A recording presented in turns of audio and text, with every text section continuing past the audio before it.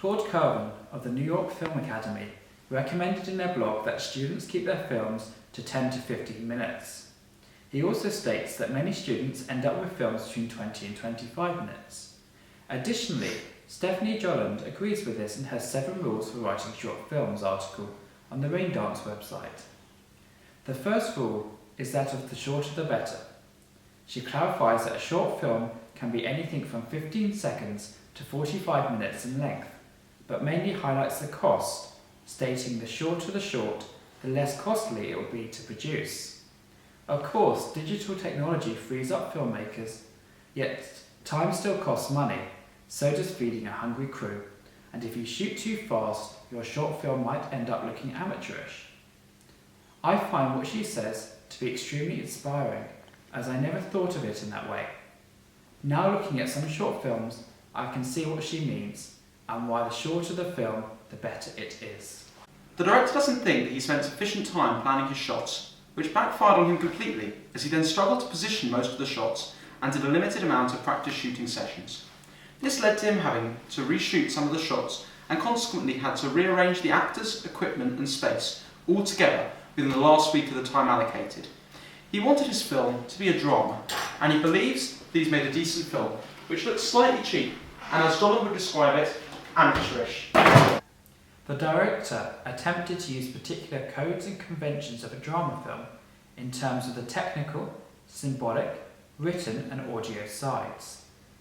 In the scene where Rick is walking in the park, he was inspired by the notion of building up suspense by using a long shot. Subsequently, he noticed that it was not appreciated by many people, so in post-production, jump cuts were used to cut the scene down.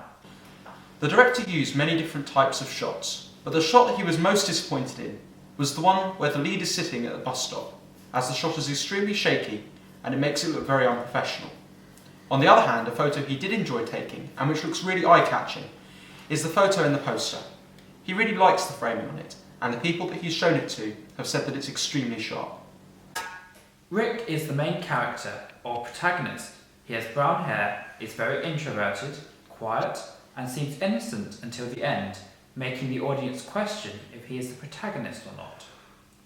On the other hand, there is the antagonist, who is presented as a rich little snob who has all the designer clothes and is treating the protagonist as an insignificant piece of dirt.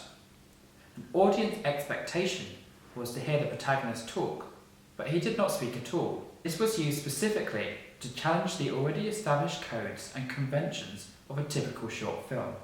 In the setting of Rick in his own room, you can see that he's a messy nerd who plays card games and plays on a console. In other words, he has no life. This is trying to show the viewers that he has no life outside of his work, but has a goal that he hopes to attain, in that he wants to keep his job in order to finance his university studies, reading computer science. It's clearly his passion, as the audience can see him reading a pamphlet in the bathroom. This is used to present the typical codes and conventions of a real media product.